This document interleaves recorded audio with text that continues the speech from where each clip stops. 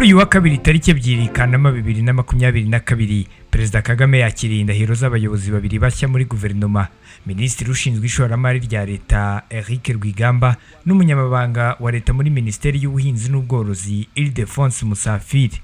Bombi bashyizwe mu myanya n'umukuru w'igihugu ku munsi wo kuwa gatandatu tariki 30 Nyakanga 2022. Ntabwo bari basanzwe muri guverinoma. Irahira ryabo ryabereye mu ngoro y'inteko ishinga amategeko ku Kimihurura, ryitabirwa n'abayobozi mu ngeri zinyuranye ndetse n'abahagarariye ibihugu byabo mu Rwanda. Minisiteri y'ishoramari rya leta yahawe Eric Rwigamba n'icya muri guverinoma ishinzwe ikurikira y'ubumwe bw'abanyarwanda yashinzwe muri Nyakanga 2021. Kugeza ubu u Rwanda rufite minisiteri 22 zose hamwe. Musafiri we yinjiye muri guverinoma asimbuye Dr Jean Chrysostome Ngabitsinze wagizwe minisitiri w'ubucuruzi n'inganda. Umuhango nk'uyu waherukaga muri Gashyantare uyu mwaka ubwo Perezida Kagame yakiraga indahiro za Minisitiri w'ibikorwa remezo Dr Nsabimana Ernest n'umunyamabanga wa leta muri Minisiteri y'ibikorwa remezo Uwase Patrice. Perezida Kagame yijeje ubufasha abayobozi bashya, avuga ko bari basanzwe mu mirimo mu zindi nzego za leta, bityo ko bagomba gukomeza gukorera igihugu nk'ibisanzwe. Ndibwira rero ko hahindutse inshingano gusa, ariko ubundi imirimo ni ya yindi dukorera igihugu cyacu. Ubucuruzi, ishoramari, ubuhinzi n'ubworozi ni inkingi z'ingenzi mu majyambere y'igihugu cyacu.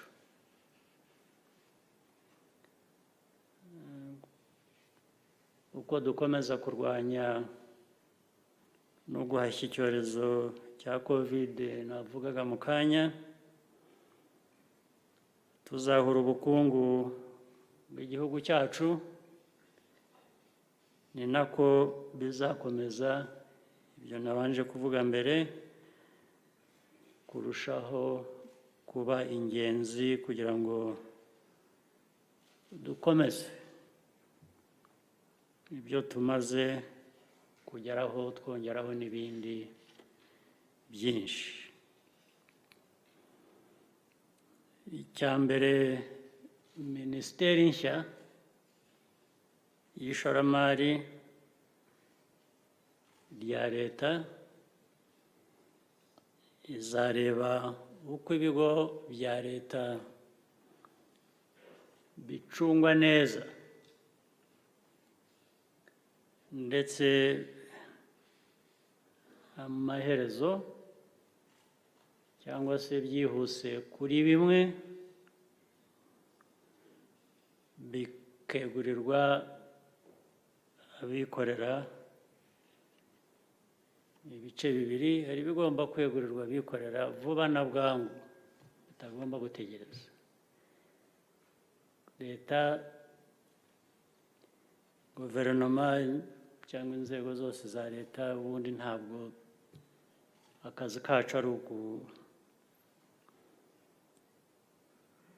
mu bucuruzi, mu bintu bisa nk'ibyo. Inshingano z'ibanze za Minisiteri y'ishoramari, Perezida Kagame yavuze ko harimo kwegurira abikorera ibigo bikora ubucuruzi bya leta kandi ko bigomba gukorwa mu gihe cya vuba. Ni mu gihe kandi yasabye ko haba impinduka mu rwego rw'ubuhinzi n'ubworozi ku buryo u Rwanda rubasha guhangana n'ibibazo bibaho mu buryo bwa hato na hato ku isi. Icya kabiri, ubuhinzi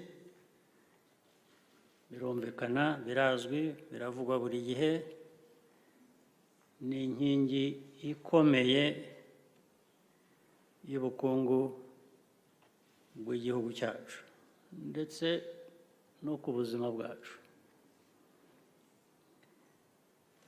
Ariko ubwo buhinzi n'ubworozi bugomba guhinduka, bukabyazwa umusaruro uhagije kugira ngo dukomeze twihaze mu biribwa kandi twitegura ibishobora kubuhungabanya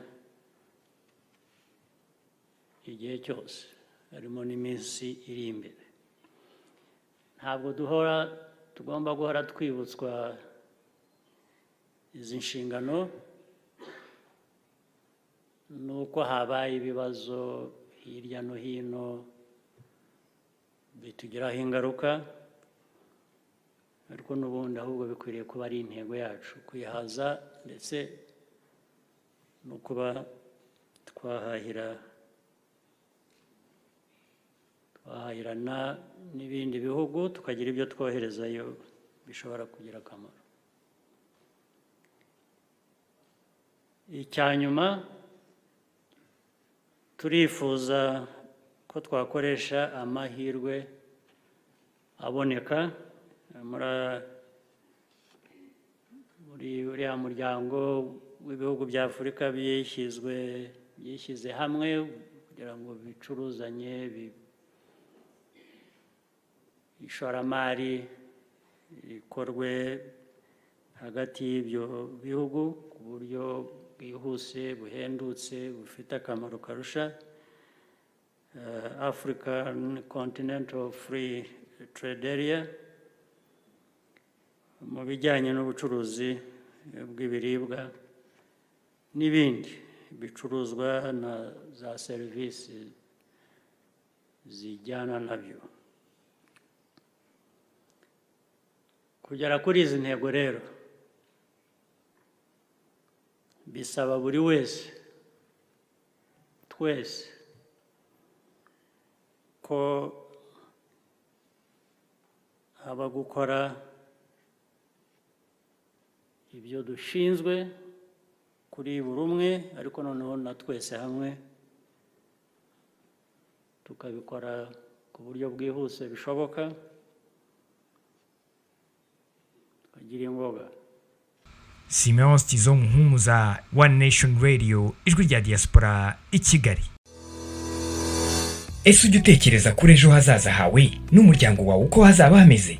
Bantu muri Amerika, waba ujya utekereza uko byagenda cyangwa uko watunga umuryango wawe uramutse uhuye n'ikibazo cy'uburwayi bukomeye bwatuma utabasha gukora igihe kirekire? Igisubizo ni life insurance with living benefits. Ibaza ubwishingizi bubumbiye hamwe bugufasha igihe cyose wagira ibyago ukarwara uburwayi bukomeye bukakugoboka, wagera mu zabukuru bukakugoboka, ndetse wanitaba Imana umuryango wawe ukitabwaho neza kandi igihe kirambye. Akarusho rero nuko iyo udahuye na kimwe muri ibi bibazo uba ushobora gufata ubwizigame bwawe. Icyiza kindi kirimo hano rero nuko kubufata hakiri kare ariko kugira inyungu nyinshi, kuko urinda ugeza mu zabukuru ugitanga amafaranga amwe wahereyeho utangira kubufata, bitandukanye n'ababufashe barakererewe. Waba uri mukuru waba ukiri muto, nawe ubu bwishingizi urabukeneye kandi urisanga. Erega ntawe umenya aho bwirageze, kandi bavuga ko ntawe ujya inama n'iminsi. Aha, ngwino muri IB Financial Freedom Solutions maze tuguhe ubwishingizi bwizewe, burambye kandi buzakugirira akamaro. Ku bindi bisobanuro duhamagara ukoresheje iyi nimero 817 8084 597 cyangwa utwandikire kuri email ibfinancialfreedom@gmail.com. Life insurance. Live better. Live insured.